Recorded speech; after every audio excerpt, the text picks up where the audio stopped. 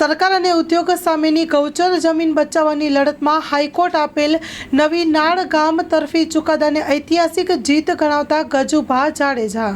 મિત્રો, હું વાત કરું તો માંડવી અને મુન્દ્રા વિસ્તારમાં ઘણી બધી ગૌચર જમીન આવેલી છે અને એ ગૌચર જમીન ઉપર મોટા ભાગનો છે તે પશુપાલન થતું હોય છે અને આ વિસ્તાર માંડવી અને મુન્દ્રા વિસ્તારમાં ખેતી પણ પુષ્કળ પ્રમાણમાં અહીંયા થતી હોય છે। મિત્રો, આ વિસ્તારની અંદર જ્યારથી ઉદ્યોગો આવ્યા ત્યારથી હું ચોક્કસ કહીશ કે પ્રદૂષણ વધ્યું, રોજગારી ભલે યુવાનોને મળી, પણ સામે આપણે જોઈએ છીએ કે ખેતીને આજુબાજુના વિસ્તારમાં મોટા પ્રમાણે ખેતીમાં નુકસાન થયું। તો મિત્રો, હાલમાં એક ચુકાદો આવ્યો હાઈકોર્ટનો। એ હાઈકોર્ટની સામે મુન્દ્રા તાલુકાના નવી નાળના ગામજનો લડત ચલાવી હતી। એ લડત હતી અદાણી સામે। અદાણી સામેની જે ગૌચર જમીન છે એ સામેની લડતમાં હાઈકોર્ટે ચુકાદો આપ્યો નવી નાળના ગામજનોને। જે હજારો એકર અહીંયાની જે ગૌચર જમીન હતી એ જમીન છે તે કંપનીમાં ન જાય અને ગામજનોને એનો લાભ મળે એ માટેનો જે ચુકાદો આવ્યો, એ લડત ક્યારથી શરૂ થઈ હતી, કેટલા જણા એ લડતમાં જોડાયા હતા, એ આપણે વિગતવાર ચર્ચા કરશું। નવી નાળના પૂર્વ સરપંચ ગજુભા જાડેજા કે જેઓ આશાપુરા યુવા ચેરિટેબલ ટ્રસ્ટના પ્રમુખ છે અને કચ્છ જિલ્લા રાજપૂત ક્ષત્રિય યુવા સભાના પણ તેઓ પ્રમુખ છે, તો એમની સાથે આપણે મુલાકાત કરશું। બાપુ, મહાઆશાપુરા ન્યૂઝમાં આપનું સ્વાગત છે। બાપુ, ઉદ્યોગો વધ્યા તો ફાયદો શું થયો અને નુકસાન શું થયો આ વિસ્તારમાં, એ આપ વિગતવાર જણાવશો। અને હાલમાં જે ગૌચર જમીનનો જે ચુકાદો આવ્યો છે, ગામજનોએ જે આપ બધાએ જે લડત કરી છે, તો સૌપ્રથમ હું આપ બધાને અભિનંદન આપીશ। અને આ લડત કેટલો સમયથી લડી રહ્યા હતા અને આનો બીજા ગામજનોને પ્રેરણા લેવી હોય કેવી રીતે લડત કરવી, તો એ પણ આપના માધ્યમથી આપણા દર્શક મિત્રોને જણાવશો।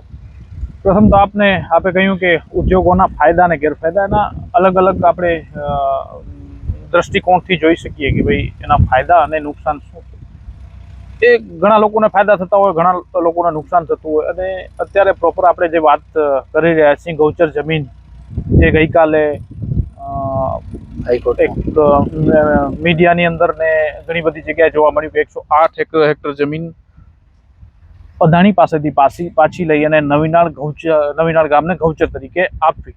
આ આખી વિગત એવી છે કે 2005ની અંદર રાજ્ય સરકારે 145 હેક્ટર સરકારી ખરાબાની જમીન અને 93 હેક્ટર ગૌચર જમીન જે ઔદ્યોગિક હેતુ માટે Adani port and special economic ઝોનને ફાળવી દેવામાં આવી। અને ત્યારબાદ લગભગ 2011 સુધી નાની મોટી ઘણી બધી રજૂઆતો થઈ, ઘણા બધા એવા આવેદનો આપવામાં આવ્યા કે આ જમીન ગૌચર છે, અમને પાછી આપો। 2011માં નવીનાળ ગામની એક સમિતિ બની અને 12 પિટિશનરો અને એની સાથે આખી સમિતિ સંયુક્ત રીતે સાથે રહી અને આ કેસ ચલાવે, નામદાર હાઈકોર્ટમાં કેસ રજૂ કરે અને માંગણી કરે કે નવીનાળ ગામ પાસે માત્ર 15-17 હેક્ટર જમીન હવે બચી છે। પશુઓની જે તે વખતની 1000-1500ની આજુબાજુ પશુઓ હતા, એની સરખામણી એ જમીન નવીનાળ ગામે ઉપલબ્ધ નથી। તો એ આખો દાવો મૂકવામાં આવ્યો, જાહેર હિતની એક અરજી કરવામાં આવી, કારણ કે આ જાહેર જમીન હતી, કોમન જમીન હતી, અને 12 લોકો પિટિશનરો સાથે અન્ય તમામ ગ્રામજનોએ આ કેસ અત્યાર સુધી ચલાવ્યો। ગઈકાલે નામદાર હાઈકોર્ટની અંદર એક એફિડેવિટ રજૂ કરવામાં આવેલી છે ગુજરાત સરકારના અગ્ર સચિવ રેવન્યુ વિભાગના, એમના દ્વારા અને કલેક્ટરશ્રી દ્વારા કે નવીનાળ ગામને 108 હેક્ટર જમીન અદાણી પાસેથી પાછી લઈને ટોટલ 129 હેક્ટર જમીન, 732 પશુઓ છે, મતલબ 800 પશુઓની સરખામણીએ જરૂરિયાત પૂરતી 320 એકર જમીન નવીનાળ ગામે ગૌચર જમીન પાછી અમે આપીએ છીએ। આ મેટર એવી છે કે 2011થી કેસ ચાલતો ગયો અને અન્ય જે ગામોની જમીન પણ આપવામાં આવી હતી એ ગામોએ પણ ઘણા બધા કેસ કર્યા. 2013ની અંદર સરકારે એક હુકમ કર્યો કે નવીનાળ ગામને 387 હેક્ટર નવી ગૌચર નીમ કરવામાં આવે છે. હકીકતમાં ગ્રાઉન્ડ ઉપર જમીન અવેલેબલ હતી નહીં, એટલે અમે લોકોએ એ હુકમ લઈને નામદાર હાઈકોર્ટ સમક્ષ મૂક્યો કે સ્થાનિક તંત્ર પણ આ હુકમના મારફતે કહી રહ્યું છે કે નવીનાળ ગામને ગૌચર જમીન જરૂરિયાત કરતાં ઓછી છે, એટલે નવી ગૌચર નીમ કરીએ છીએ. એ હુકમ અનુસંધાને નાયબ કલેક્ટરશ્રી દ્વારા 2013ની અંદર હુકમ કરવામાં આવેલો હતો. એ હુકમ અનુસંધાને નાયબ કલેક્ટરશ્રીને નામદાર હાઈકોર્ટ દ્વારા પૂછવામાં આવ્યું અને નામદાર ડેપ્યુટી કલેક્ટરે જે તે વખતે સોગંદનામું રજૂ કર્યું કે હા અમે આ હુકમ કર્યો છે. અમને પૂછવામાં આવ્યું કે આટલી તો જમીન 387 હેક્ટર જો જમીન તમને મળતી હોય નવી ગૌચર તો પશુઓની સરખામણીએ પર્યાપ્ત છે, એટલે અમે સ્વીકારી લીધું કે નહીં આટલી જમીન મળતી હોય તો અમને કોઈ વાંધો નથી. નામદાર હાઈકોર્ટે સપ્ટેમ્બર 2014ની અંદર એક હુકમ આપ્યો કે નવીનાળ ગામને 387 હેક્ટર જમીન જે નવી ગૌચર તરીકે નીમ કરવામાં આવેલી છે એ 3 મહિનાની અંદર માપણી કરી એનો કબજો ને વહીવટ નવીનાળ ગ્રામ પંચાયતને સોંપી દેવો. 2 મહિના સુધી કોઈ પણ પ્રક્રિયા થઈ નહીં, એટલે અમારા દ્વારા મામલતદારશ્રીને પત્ર લખવામાં આવ્યો. ત્યારબાદ ડેપ્યુટી કલેક્ટરશ્રીને પણ પત્ર લખવામાં આવ્યો કે આ અનુસંધાને કોઈ પણ કાર્યવાહી થઈ નથી.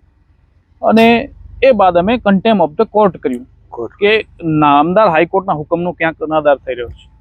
જે તે વખતે કલેક્ટરશ્રીએ હાઈકોર્ટમાં સ્વીકાર્યું કે ભાઈ આ જેટલી જમીન અમે ફાળવી છે એ અમારાથી ભૂલથી હુકમ થયેલો છે, ક્યાંક જમીન બેવડાવતી હોય, ફોરેસ્ટની જમીન છે અન્ય બેવડાવતી હોય એવું લાગે છે, એટલે આ કેસ ફરીથી ચલાવવા અમે વિનંતી કરીએ છીએ. કેસ 2015થી ફરીથી શરૂ થયો, બરાબર, અને અત્યાર સુધી આ કેસ ચાલતો રહ્યો. અંતે આ પ્રક્રિયાના આ કેસ અનુસંધાને 19 એપ્રિલના રોજ નામદાર હાઈકોર્ટના ચીફ જસ્ટિસ સુનિતા અગ્રવાલે એક હુકમ કર્યો કે નવીનાળ ગામની 732ની પશુની સંખ્યાના કમ્પેરિઝનમાં 320 એકર જમીન હોવી જોઈએ. તો એ જમીન પૂરી કરી દેવાની છે, એનું તમે વિકલ્પ આપો. બરાબર.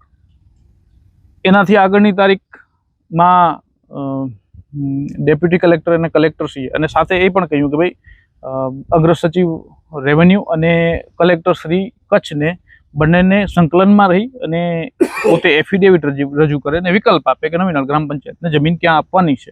એ લોકોએ બાજુનું ગામ દેસલપર, જ્યાં અહીંયાથી 7 કિલોમીટર દૂર થાય 7 કિલોમીટરના અંતરે જે ખૂટતી જમીન છે એ આપવા તૈયારી દેખાડી અને 38 હેક્ટર જમીન અદાણી એસીજેડ પાસેથી પાછી લઈને આપવાની તૈયારી દર્શાવી. એટલે નામદાર હાઈકોર્ટે ત્યારે ઝાટકણી કાઢી કે ભાઈ 7 કિલોમીટર સુધી કચ્છ જેવા વિસ્તારની અંદર પશુઓ આવજાવ ન કરી શકે, માટે એસીજેડ ને જે જમીન આપેલી છે એ ગેરકાયદેસર છે ને એ જમીન પાછી આપો. બરાબર. અને માત્ર લાસ્ટ ઓપોર્ચ્યુનિટી તમને આપવામાં આવે છે કે માત્ર 2 અઠવાડિયાની અંદર આ જમીન પાછી આપી દેવામાં આવે. એટલે રેવન્યુ ડિપાર્ટમેન્ટે 4 તારીખના ઠરાવ કર્યો છે અને કલેક્ટરશ્રીએ પણ એફિડેવિટ રજૂ કરી. એ બંને પોતાની એફિડેવિટ રજૂ કરી અને નામદાર હાઈકોર્ટ સમક્ષ રજૂ કરી અને 108 હેક્ટર અદાણી પાસેથી પરત લઈ જમીન આપી. 17 હેક્ટર ઓલરેડી નવીનાળ ગ્રામ પંચાયત પાસે અવેલેબલ છે અને 4 હેક્ટર જમીન અન્ય, એટલે ટોટલ મળીને 129 હેક્ટર જમીન નવીનાળ ગ્રામ પંચાયતને પૂરી કરી દેવાનો હુકમ અમને થયેલ છે, જેની અમને ખુશી છે ને અમે આ હુકમને આવકારીએ છીએ. સાથે લોકોને ન્યાયતંત્રમાં આ હુકમથી ભરોસો વધશે, કારણ કે 2005 વખતે નરેન્દ્ર મોદી મુખ્યમંત્રી સ્થાને હતા, જે તે વખતે આ જમીન આપવામાં આવી હતી અને અત્યારે પ્રધાનમંત્રી છે. એટલે આ તે છતાં જો અમારી ફેવરમાં આવો હુકમ થતો હોય તો એક ન્યાયતંત્રની પણ મોટો વિશ્વાસ ઊભો કરે છે, ન્યાયની પણ એક મોટી ચીજ છે. ભારતના ઇતિહાસમાં બાપુ આવો દાખલો મારા અંદાજ પ્રમાણે આ એવો પ્રથમ હશે કે મોટી કંપનીઓએ અને નાનું એવું ગામ લડત ચલાવે ને આજે આપણે જોતા હોઈએ છીએ કે સરકાર કંપનીઓની તરફેણમાં જ હોય છે, ચુકાદા આપી દે કોઈ પણ ગૌચર જમીન કે હોય કાંઈ પણ તો કંપનીઓને ફાળવી દે, પછી લડત થાય તો આ એક મોટી જીત ન કહી શકાય. બાપુ શું કહેશો આપ? લગભગ મોટો કોઈ ઉદ્યોગપતિ હોય યા મોટું કોઈ માથું હોય એની વિરુદ્ધમાં જઈને ક્યાંય ચુકાદા યા સરકારી તંત્ર પણ કોઈ કાર્યવાહી કરતું નથી.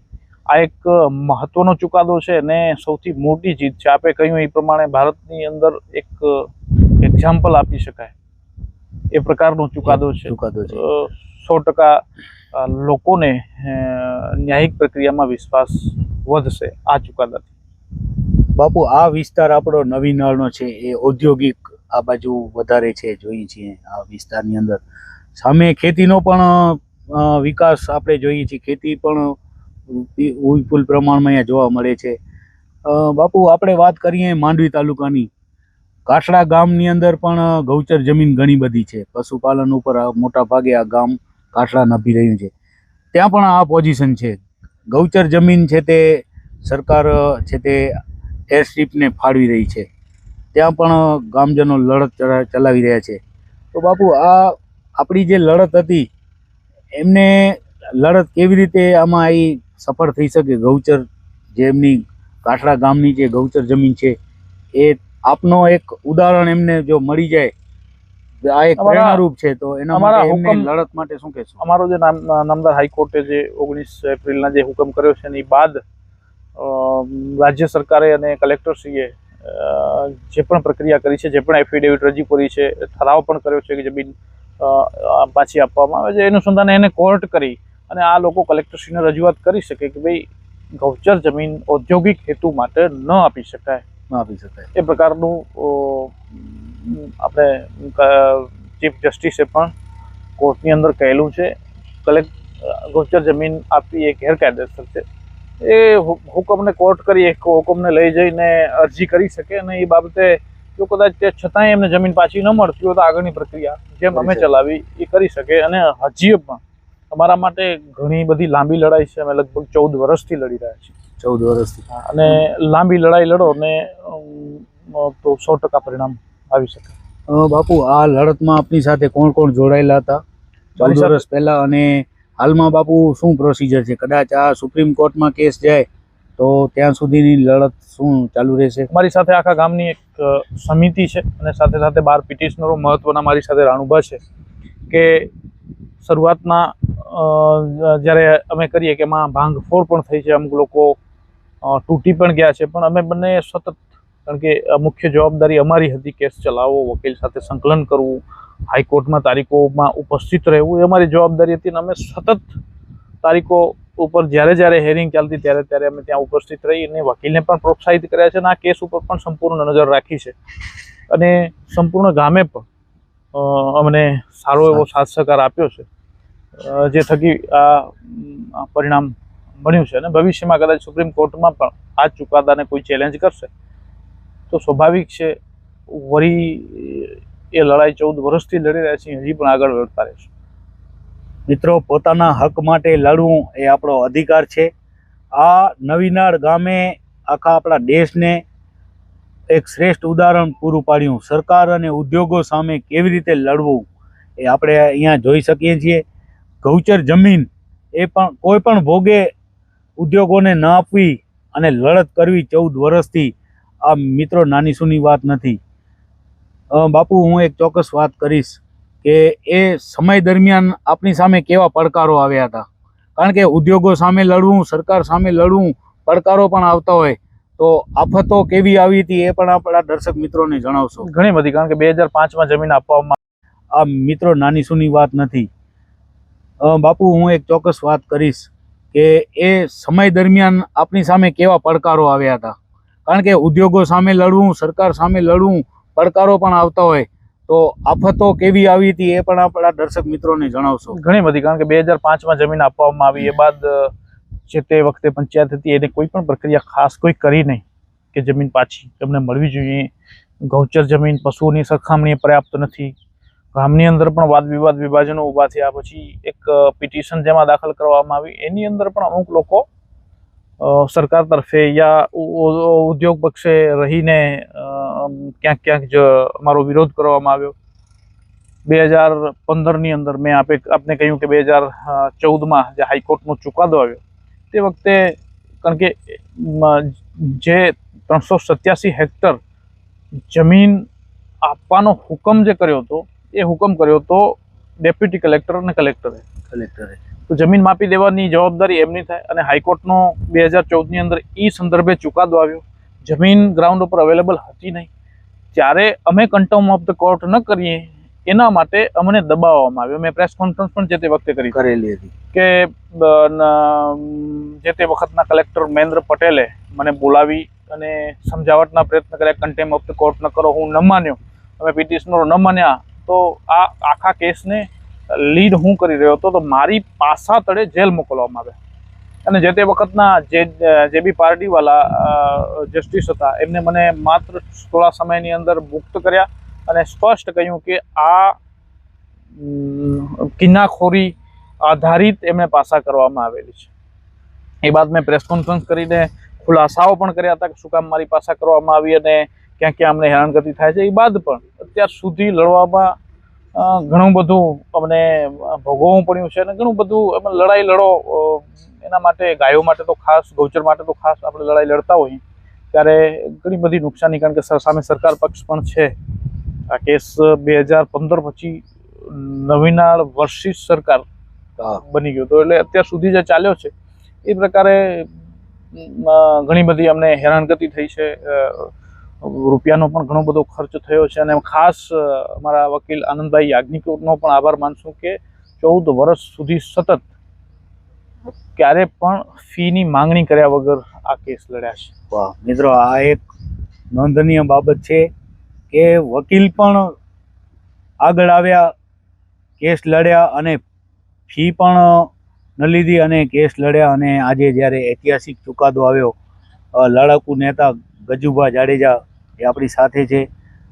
ખરેખર નવીનાળ ગામે એક ઉદાહરણ આપણે કહી શકીએ, શ્રેષ્ઠ ઉદાહરણ પૂરું પાડ્યું કહેવાય. આવી જે ગૌચર જમીન હજારો હેક્ટર આ બાજુ આ વિસ્તારમાં આવેલી છે તો આજુબાજુના બાપુ કેટલા ગામોની હજી લડત ચાલુ છે?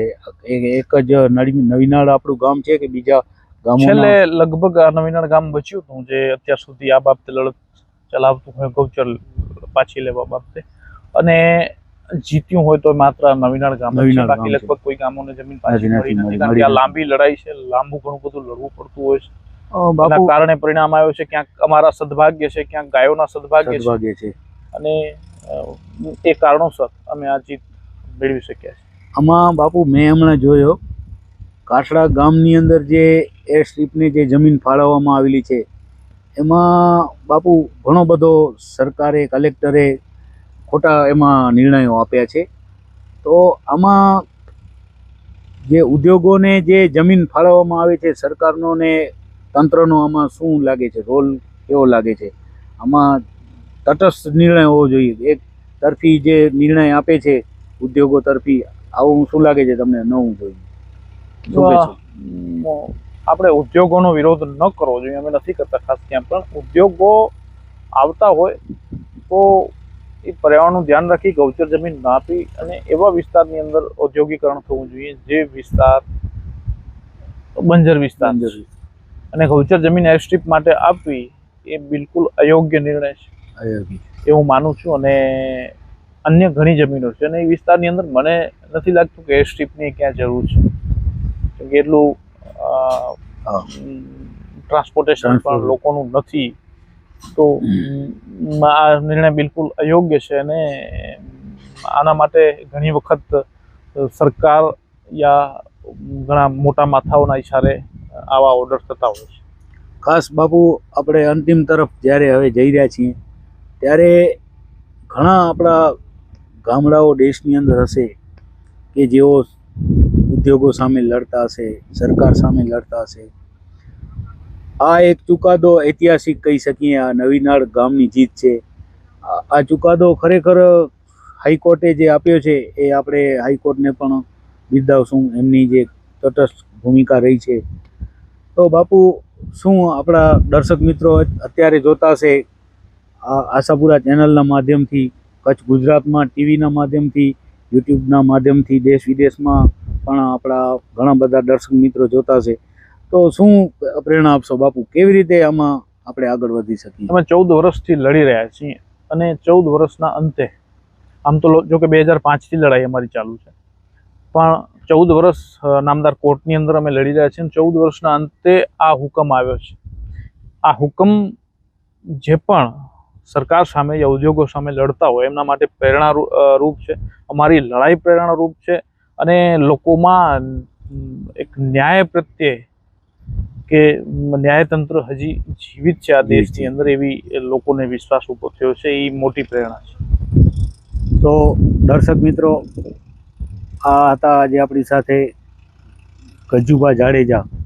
હું ચોક્કસ કહીશ કે જ્યારે આપણા દેશનો યુવાન આવી રીતે લડવૈયો બનશે ત્યારે આપણા ગામને, આપણા દેશને ચોક્કસ ન્યાય મળશે. ગજુભા જાડેજા નાની વયે કંપનીઓ સામે લડ્યા ત્યારે બાપુ કેટલી વય હતી આપની જ્યારે લડતમાં આપ જોડાયા હતા? લગભગ 25-26 વર્ષનો ઉંમર હતી. કોલેજ ચાલુ હતી ત્યારે? કોલેજ મેં લગભગ પૂરી કરી હતી ને એ બાદ આ લડાઈ શરૂ અમે કરી છે. મિત્રો, નાની વયે 24-25 વર્ષની વયે એટલે આપણે કહી શકીએ કે એ સમયની અંદર લડતા હશે, સરકાર સામે લડતા હશે. આ એક ચુકાદો ઐતિહાસિક કહી શકીએ. આ નવીનાળ ગામની જીત છે. આ ચુકાદો ખરેખર હાઈકોર્ટે જે આપ્યો છે એ આપણે હાઈકોર્ટને પણ બિરદાવશું, એમની જે તટસ્થ ભૂમિકા રહી છે. તો બાપુ, શું આપણા દર્શક મિત્રો અત્યારે જોતા હશે આ આશાપુરા ચેનલના માધ્યમથી, કચ્છ ગુજરાતમાં ટીવીના માધ્યમથી, યુટ્યુબના માધ્યમથી, દેશ વિદેશમાં પણ આપણા ઘણા બધા દર્શક મિત્રો જોતા હશે, તો શું પ્રેરણા આપશો બાપુ? કેવી રીતે આમાં આપણે આગળ વધી શકીએ? અમે 14 વર્ષથી લડી રહ્યા છીએ અને 14 વર્ષના અંતે, આમ તો જો કે 2005થી લડાઈ અમારી ચાલુ છે, પણ 14 વર્ષ નામદાર કોર્ટની અંદર અમે લડી રહ્યા છીએ. 14 વર્ષના અંતે આ હુકમ આવ્યો છે. આ હુકમ જે પણ સરકાર સામે યા ઉદ્યોગો સામે લડતા હોય એમના માટે પ્રેરણા રૂપ છે.